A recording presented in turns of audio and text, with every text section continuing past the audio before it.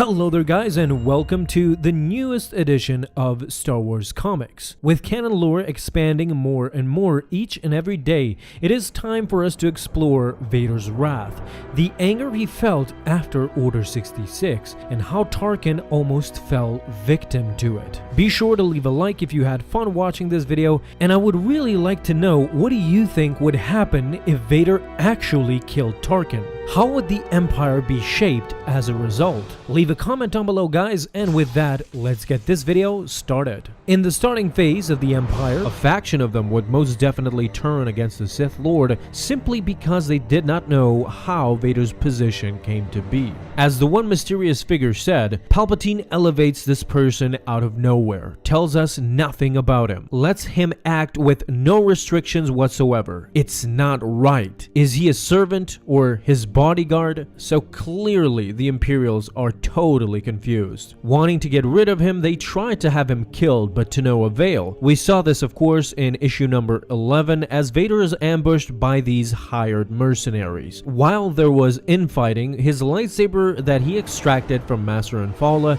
shattered to pieces, with him only being able to salvage the crystal that he bled on Mustafar. The hired mercenaries then would give out the information that the order to kill him came all the way at the top, presumably from the offices of Emperor Palpatine. With his lightsaber now destroyed, he was left without a weapon for that period of time. After finishing on Kabaria, Vader was heading back to Coruscant, but before he confronted Sidious, he had to make sure. His personal droid went through an analysis proving that there is a 97% chance the order came from Palpatine's office, presumably by Palpatine himself, which of course later on we learn that that's not the case. During this time, however, he was melding and slowly finishing the build on his new lightsaber. The last piece was put in, and finally, it was done. The one true lightsaber. With this lightsaber turned on, a new era began for Lord Vader. In fact, this is the exact lightsaber we see in the Orig Tridge, the lightsaber with which he killed his old nemesis, Obi-Wan Kenobi. The lightsaber that slashed Luke's hand. The future was going to be bright for this elegant weapon. As they were approaching Coruscant, suddenly missiles were coming for his ship, targeting Vader and everyone on board. Without a doubt, it was an inside job. Thankfully, the Sith came off without a hitch, but determined to end this cowardice by certain Imperials. Now, Vader had to intensely focus on finding these perpetrators. He went on to meditate deep into the belly of darkness. Connecting with the energy of this planet, he picks up on a conversation between two masked men. It was indeed these two who had planned the attempt all along, exclaiming that they are dissatisfied about Vader's presence, jealous as to how fast and without merit his rise to power was. It was obvious that they had no idea who Vader actually was, but most importantly, it is made readily apparent that these two individuals were in fact Imperials, serving the Empire and not knowing Vader's place within it. With a clear idea of what needs to happen next, Vader informs his master about what he had learned and demanded that all of the Imperial officers be brought before them. Palpatine understood Vader perfectly, but had to ask, is there any other way? Vader gave a firm no. There had to be consequences for an attempt on his life. Not once, but now twice. He would either kill some or kill them all.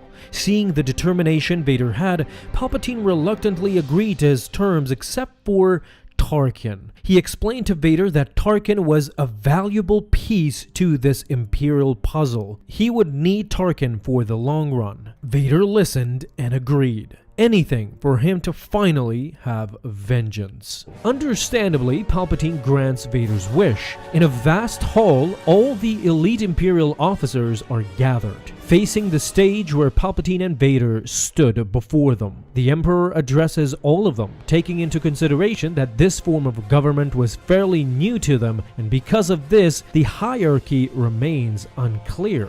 Now, he will eliminate any confusion. He introduced Darth Vader, They are to understand that he speaks in the Emperor's name. Heed his words carefully. Now it was Vader's turn. The first thing he did was to name 5 Imperial officers to step forward. Sweating and panicking, they did. Vader went on to tell them and the rest that 2 attempts had been made to end his life already. However, that does not faze him. He survived, and he will always survive. Although right now he is still not sure of who the actual traitors are, he reaffirms to them that they can't kill him. In the end, he will survive. But not these randomly 5 chosen Imperials. Suddenly he grips his fist, chokes all 5 as they were desperately grasping for air. He kills them in cold blood before all the others, just to show an example of what he is capable of. Without saying a word, he leaves the area, with the rest of the officers trembling in fear, and of course, this is exactly how Vader liked it. This was his official introduction into his new world. A world of hate. A world of anger. Hope you guys like this new issue, and I really enjoyed the fact that we got some clarity on the Imperial structure early on, and in fact how confusing it was for people to understand Vader's role in the beginning. They got it down right. This introduction was very appropriate for the Sith Lord. But of course, leave any and all thoughts down below in the comments, guys. I really want to hear your opinions on this. Thank you so much for watching this video, my friends, and may the Force be with you.